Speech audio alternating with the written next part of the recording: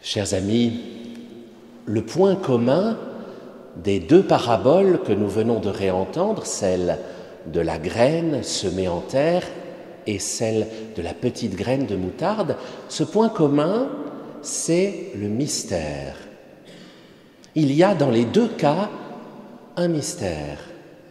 L'homme ne sait pas comment la graine grandit. Qu'il dorme ou qu'il se lève, dit le texte, la semence germe et grandit, il ne sait comment. Quant à la graine de moutarde, elle est la plus petite de toutes les semences, nous dit le texte, mais elle grandit et dépasse toutes les plantes potagères, et on ne sait pourquoi.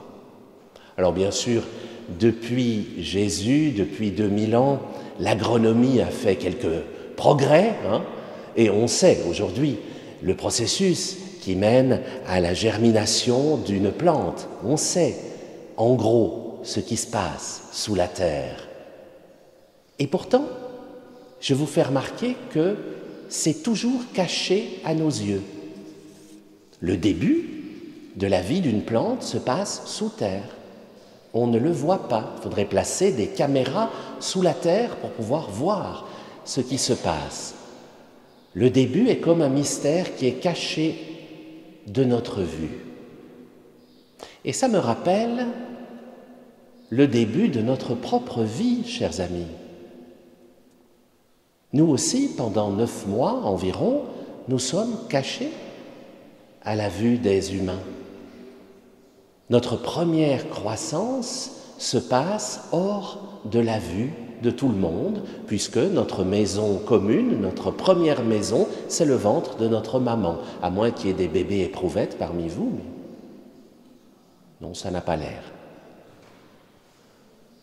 Le début de notre vie est donc caché exactement comme la semence ou la graine de moutarde commence sa vie bien au chaud, en dehors du regard des hommes. Et il y a un autre point commun, car le paysan ne sait pas du tout quand est-ce qu'il va voir surgir la première petite pousse. Bien sûr, il a une idée, il y a une saison pour cela, et puis ça dépend des pluies, mais il ne peut pas dire avec précision l'heure, la minute, la seconde où il va voir la plante surgir. Et il en va de même pour nous, chers amis. Vous savez bien que malgré toute la science que nous avons développée aujourd'hui, un gynécologue est toujours aussi incapable de dire à une future maman quelle sera précisément la date de la naissance de son enfant. Il va lui dire le terme de sa grossesse et articuler une date, mais nous savons bien que la naissance ne se produira pas forcément à cette date-là.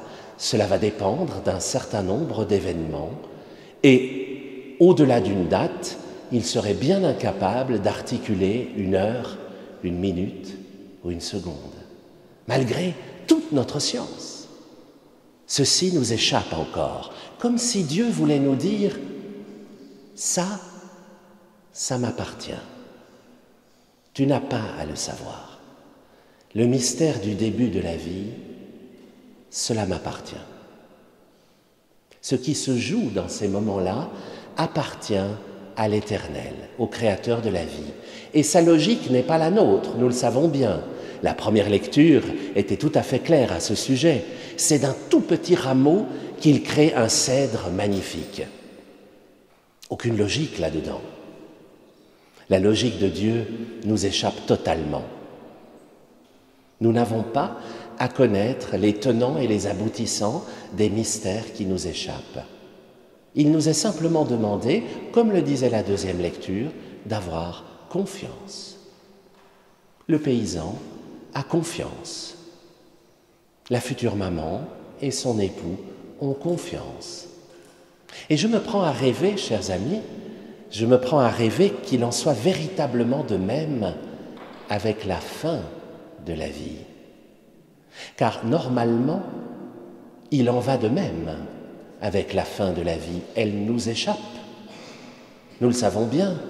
Aucun médecin, malgré toute sa science, ne peut vous dire que vous allez mourir tel jour, à telle heure, telle minute, telle seconde. C'est un mystère.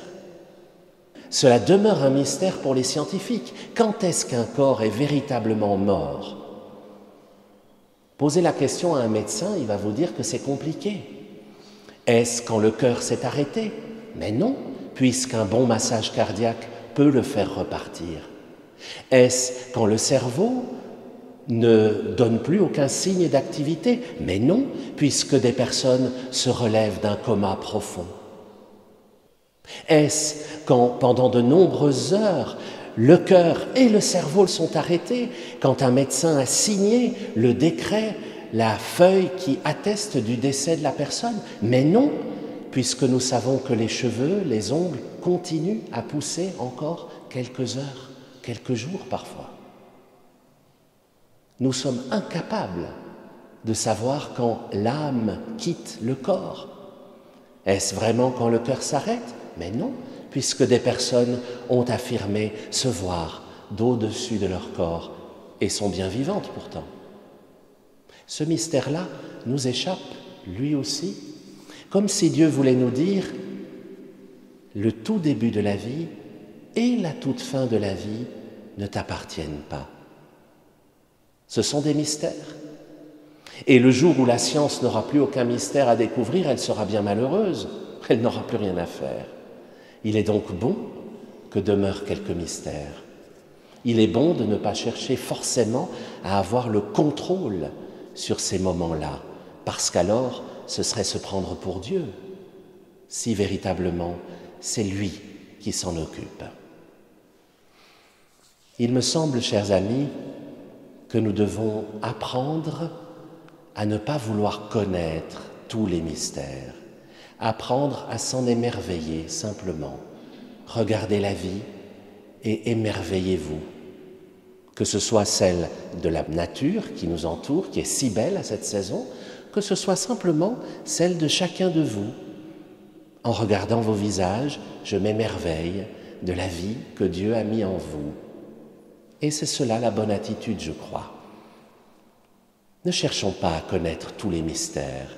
Il y a des choses qui n'appartiennent qu'à Dieu.